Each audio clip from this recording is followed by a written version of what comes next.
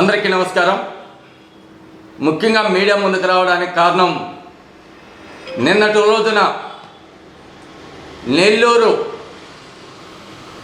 మాజీ మంత్రివర్యులు బెట్టింగ్ మంత్రి అనిల్ కుమార్ యాదవ్ గారు అనేక రకాలుగా తెలుగుదేశం పార్టీని గురించి కానీ మా నాయకుడు అధినేత నారా చంద్రబాబు నాయుడు గురించి కారు కూతలు కూర్చారు. కపాలం పగిలిపోతుందని మరి అనిల్ కుమార్ యాదవ్కు హెచ్చరిస్తున్నాం. ఇలా ఒక్కటే తెలియజేస్తున్నాం, మీకు పిచ్చి ముదిరి పరాకాష్ట చేస్తున్నది. పిచ్చి ఎదవలారా, తెలుసుకొని మాట్లాడితే బాగుంటుంది, వాస్తవాలు మాట్లాడితే బాగుంటుంది. మాకేం గీతయ్యా, మాకేం పట్టింది? మీ శరీరాన్ని పిలుచుకొచ్చి మిమ్మల్ని తిట్టించాల్సిన మాకేం అవసరం ఉంది? మీరు కాకపోతే బుద్ధి లేని ఎదవలు, సిగ్గు శర్మ లేనోళ్ళు, మీకు రాజకీయం అనుభవం లేనోళ్ళు మా పార్టీలో గెలిచిన ఎమ్మెల్యేని, గన్నవరం ఎమ్మెల్యేని వంశీని పిలుపు తీసుకొని అనేక రకాలుగా మా నాయకుడిని నారా చంద్రబాబు నాయుడిని, మా తల్లిని భువనేశ్వరమ్మ గారిని కారు కూతురు కూపించింది మీరు కదా, మీ జగన్మోహన్ రెడ్డి కదా, అనిల్ గారు అని కూడా ఈ ఏది దూరంగా నిలదీసి అడుగుతున్నా. అసలు ఎవరు దీనికి కారణం? ఈ బూతులకి మాట్లాడడానికి శ్రీకారం చుట్టింది ఎవరు? ఆడపడుచులు మానవ ఆత్మగౌరవం దెబ్బతినేట్టుగా మాట్లాడింది ఎవరు? ఇంట్లో కుటుంబరాలు కూడా రోడ్డు మీదకి తీసుకొచ్చింది ఎవరు? జగన్మోహన్ రెడ్డి కాదా? మీ పార్టీలో ఉన్న శాసనసభ్యులు కాదా? మీ మంత్రి, నువ్వు మంత్రిగా ఉన్నప్పుడు కానీ, మాజీ మంత్రి పిచ్చోడు కొడాలి నాని కానీ, ఇప్పుడు టూరిజం మినిస్టర్ మా యొక్క రోజా కానీ, బూతుల పురాణం ఎవరిది? కారు కూతలకు వస్తున్నది ఎవరు? మరి ఫ్యామిలీల గురించి మాట్లాడేది ఎవరు? 3 పెళ్లిళ్ళ గురించి మాట్లాడేది ఎవరు? మీరు కదా. అనేక రకాలుగా మరి పవన్ కళ్యాణ్ని, మా నాయకుడు నారా చంద్రబాబు నాయుడిని బుద్ధి లేని ఎదవలారా, మా నాయకుల్ని పప్పు పప్పు అన్నారు. మీకు తుప్పి ఎడగొట్టాడుగా పాదయాత్ర చేసి మీ తుప్పి ఎడగొట్టాడు మా నాయకుడు, యువ నాయకుడు నారా లోకేష్. ప్రశాంత్ గురించి ఒక్కరోజున మీరు దగ్గరికి వచ్చి చూస్తే తెలుస్తుందిరా ఎదవలారా. మీ మాత్రం బాణకడుపులు వేసుకొని, మరి పిచ్చోళ్ళు మాత్రం గడ్డాలు పెంచుకొని, ఆఖరికి మరి ఇంకేరే కులాలు తిట్టా బాధ అనిపిస్తుంది. మా యొక్క బీసీ ఎస్టీ సోదరులు మీరు ఏ విధంగా ఉన్నారు? మీరు మనుషుల రూపాన ఉన్నారా? మీరు మాట్లాడే భాష, మీరు మాట్లాడే తీరు ఎక్కడన్నా కానీ అభివృద్ధి గురించి ఒక్క రోజున మాట్లాడతారా? ఏం పీకావు? అనిల్ కుమార్ యాదవ్, నేను పొడస్తా, ఇరగదీస్తా, మెరుగెత్తా, 2019లో నీళ్ళు వెళ్తా, పోలవరం ప్రాజెక్ట్ నుంచి ఎవరైతే ఆనాడు ఆత్మశాంతి కలగాలంటే రాజశేఖర రెడ్డి, ఆయనకి ఆత్మశాంతి పైన కలగాలంటే 2020లో వెళ్తాను సన్నాల్చి, 2021లో గేట్లు ఎత్తాను. ఏమెత్తావు? ఆఖరికి నీ పోస్ట్ ఎత్తి అక్కడ బారేసి నిన్ను నెల్లూరుకి పరిమితం చేసినారు. మీరు మాట్లాడతారా? మీరు రాజకీయాల గురించి మాట్లాడతారా? మీరు బూతుల గురించి మాట్లాడతారా? చెరిమలమని పిలిపించుకొని మిమ్మల్ని బూతులు తిట్టాల్సిన అవసరం మాకే ఉంది. మీ నాయకుడు చేసుకున్న కర్మం, మీ నాయకుడు ఎవరైతే గోతి దూవుకొని ఎదటివాడిని ఆ గోతులోకి వెళ్ళాలంటే మీ నాయకుడే జగన్మోహన్ రెడ్డి ఆ గోతులు పడాయినాడు. ఏం ఆస్తులు పంచేద్దని మేమేం చెప్పాడా మా నాయకుడు? చెప్పు. చెరిమలమ్మకు జగన్మోహన్ రెడ్డి చెప్పాడు ఆస్తులు పాస్తులు పంచద్దు, ఆమెను మెడబట్టి గెంటేయమని, ఆమె తెలంగాణ రాష్ట్రాన్ని పొమ్మని మా నాయకుడు చెప్పాడా? బుద్ధి లేదా మీకు? సిగ్గు అనిపించలేదా మీకు? మాట్లాడేప్పుడు ఏం మాట్లాడుతున్నాం, ఏం ప్రసంగించాలా, ఏం చేయాలా మరి అనేది లేదా మీకు? మాట వస్తే చంద్రబాబు నాయుడు, నిద్రలో చంద్రబాబు నాయుడు, నిద్ర లేస్తే లోకేష్ బాబు గారు, మరి మిగతా మధ్యాహ్నం 9 గంటలకు టిఫిన్ చేస్తే పవన్ కళ్యాణ్ కనపరుస్తారు. మీకు ఏమన్నా కనపరుస్తున్నదా? ఈ రాష్ట్రంలో ఎడారిగా మారిపోతున్నది. ఎక్కడ రైతుల పంటల వల్ల తాగునీరు సాగునీరు రాలేదు. టూరిజం మంత్రికి టూరిజం అనేది కనిపించదు. వ్యవసాయ శాఖ మంత్రికి వ్యవసాయం గురించి పట్టించుకోడు. రైతులు సర్వనాశనం అయిపోతున్నారు. ఆ పోలవరం అయితే సర్వనాశనం అయిపోతున్నది. అంబటి రాంబాబు భోగి మంటలకు వచ్చి డ్యాన్స్ చేస్తాడు. మరి ఆ గుడివాడ అమర్నాథ్ ఐటీ మినిస్టర్ అంట, ఎవరికి ఎంతమంది ఉద్యోగాలకు ఇచ్చావు, ఎవరికి ఏం చేశారు? మరి హెల్త్ మినిస్టర్ అంట, హెల్త్ మినిస్టర్ ఏం చేస్తున్నది?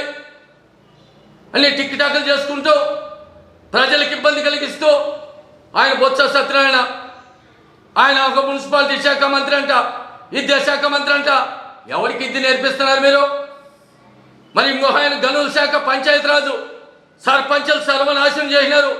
సర్పంచ్కి చెక్కు పౌరు ఉండేది, వాళ్ళని నడు రోడ్లో తీసుకొచ్చి వాళ్ళని అంగన్వాడీ టీచర్లు రోడ్డు మీదకి ఆశాలని అంగన్వాడీ టీచర్ని మున్సిపాలిటీ సిబ్బందిని ఇవన్నీ కళ్ళు కనపడవా?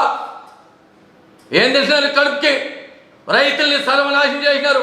నేను నా ముఖ్యమంత్రి మాట్లాడుతున్న ఊరవకొండలో ఏందో ఇరగదీశాలు మెరుగెత్తినా అంట, రైతాంగాలు పెద్ద పెట్టేసినామంట. సిగ్గన్నా లేదా? ఈ ముఖ్యమంత్రికి రాజకీయం అనుకోలేదు. ఈ ముఖ్యమంత్రి గాలిలో తిరుగుతాడు. మరి ఈ విధంగా చేస్తూ మరి ఇక్కడ వచ్చి గొప్ప గొప్ప ప్రసంగాలు ఇస్తారు. ఏం చేసావు రైతులకి? రైతు సామిక వైఎస్ఆర్ పార్టీ అని పేరు పెట్టుకున్నావే, నేనేదో అమరావతిలో ఇల్లు కట్టుకున్నా, ఏదో ఇరగదీసినా మెరుగెత్తినా అని చెప్తావు. చంద్రబాబు నాయుడికి ఇల్లు లేదు, హైదరాబాద్లో ఉన్నది, నీకు కళ్ళు కనపడలేదా?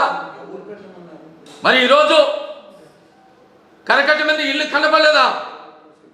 మరి ఆయన అక్కడ నివాసం ఉండి రాజకీయం చేయలేదా? మరి అనేక రకాల పార్టీని ఏ విధంగా డెవలప్మెంట్ చేస్తున్నారు? మీరు ఎక్కడికైనా రైతుల పట్ల కానీ, నిరుద్యోగుల పట్ల కానీ, కార్మికుల పట్ల కానీ ఈరోజు ఈ ఆంధ్రప్రదేశ్ సుడిగుండంగా మారిపోతుంటే అన్ని జిల్లాలు పర్యటించి నేనున్నా, మళ్ళా వస్తా మీ రాష్ట్రానికి, మీరు తప్పు చేశారు, మళ్ళీ ఈ రాష్ట్రాన్ని అభివృద్ధి పథకంలో జనసేన తెలుగుదేశం రెండు కలిసి ప్రభుత్వం ఏర్పాటు చేస్తా. నేను ముఖ్యమంత్రి అయిన తర్వాత అంగన్వాడీ టీచర్లకు కానీ, రైతులకు కానీ, కార్మికులకు కానీ అమరావతిని పూర్తి చేసి సింగపూర్ మధ్య తయారు చేస్తానని ఈరోజు రాష్ట్ర వ్యాప్తంగా పర్యటన చేస్తున్నాడు మా నాయకుడు. నువ్వేం చేస్తున్నావు? కర్ణాటక నుంచి మందులు తెప్పించి అతనికి ఎవరికో జడ్జికి 2 కోట్లు 3 కోట్లు పెట్టి వాచ్లు కొనిస్తావు, జడ్జిలు కొంటావు, మరి చీకటి జీవోలు ఇస్తావు. ఆ జీవోలు అడిగిపోతాను తుడిచి పక్కన పట్టి చెత్త కుంపల బారేస్తారు. మనం చేసింది ఏం పని? నువ్వు ఇల్లు కట్టుకొని తాడేపల్లి ప్యాలెస్లో పిల్లిగా ఉండవు, అంత తప్ప నుంచి ఏమన్నా చేసావు చెప్పు. తాడేపల్లి ప్యాలెస్లో ఇల్లు కట్టుకున్నావు. ఆ రోజు నేను ఇల్లు కట్టుకున్నా, ఇక్కడే అమరావతి ఉంటుంది, నేను ఇక్కడనే పాలన కొనసాగిస్తానని చెప్పిన పెద్ద మనిషి 3 రాజధాని అని 3 ముక్కలు ఆటాడి 3 ఇటుక పిల్లలన్నా పెట్టావా? 3 ఇటుక రాళ్ళు ఎక్కడన్నా పెట్టావా? ఈ 4 సంవత్సరాల 9 నెలల 13 రోజుల్లో ఎప్పుడైనా సరే నీ జీవోలు తప్పనిచ్చి, ఆ జీవోలు చింపే తప్పనిచ్చి ఏమన్నా వరగబెట్టావు నువ్వు ఇల్లు కట్టుకొని? ఎక్కడుండేది కాదు. మరి బుల్లెట్ దిగిందా లేదా? పరిపాలన కొనసాగుతున్నదా లేదా? అభివృద్ధి చేస్తున్నాడా లేదా? ప్రతిపక్ష పార్టీల నుండి ప్రజల పక్షాన నిలబడి నీ యొక్క ఎత్తులు, నీ అరాచకాల్ని, నీ దోపిడీతనాన్ని, నీ దొంగతనాన్ని, నీ మోసాన్ని నువ్వు ప్రజలు ఏ విధంగా నమ్మి నట్టేడు ముంచేసినావని కూడా ఈరోజు ఎత్తి చూపిస్తుంటే దాని వివరణ లేకుండా కేసులు పెట్టి ఏది ఇస్తున్నావు కానీ ఇంకేమి చేసిందిలే.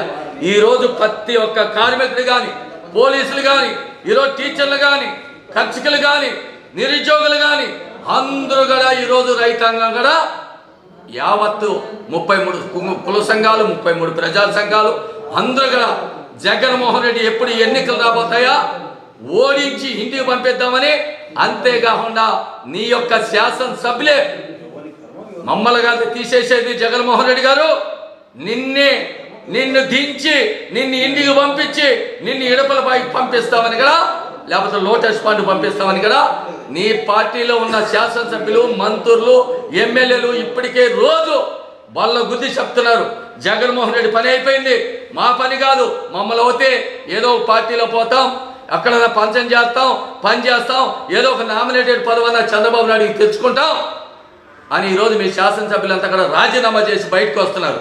ఎందుకంటే మమ్మల్ని కాదు ఆయన ట్రాన్స్ఫర్ చేసేది, మమ్మల్ని కాదు రిలీజ్ చేసేది, జగన్మోహన్ రెడ్డిని పూర్తిగా శాశ్వతంగా ఆయన ఇంటికే పరిమితం చేస్తానని మీ శాసనసభ్యులు, మీ పార్లమెంట్ సభ్యులు, మీ మంత్రులు బల్ల గుద్ది చెప్తున్నారు జగన్మోహన్ రెడ్డి.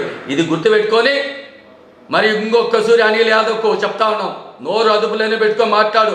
2018లో చూసావు ఈ అర్చగా ఉండు మీ నెల్లూరులోనే చంద్రబాబు నాయుడు గురించి పడితే మైకి బిక్కున్న ఏకైక నాయకుడు దేవలముల్లి గుర్తుపెట్టు అని జాగ్రత్త. కాబట్టి నువ్వేదో ఎగిరెగిరి కుప్పు గంతులు వేస్తాను ఎవడో భయపడతా అనుకోవద్దు. కాకిరికి మీ ఊరికి వచ్చే మీసం తొడగొట్టి మీసం తిప్పి నీ మీద సవాల్ చేయాలని కూడా చెద్దకుండా రెడీనా కాసుకుంటావా? అంతేగాని కారు కూతలు కూస్తే ప్రజలు కబాలం పగిలి కొడతారని కూడా మీడియా ద్వారా కూడా తెలియజేస్తున్నా.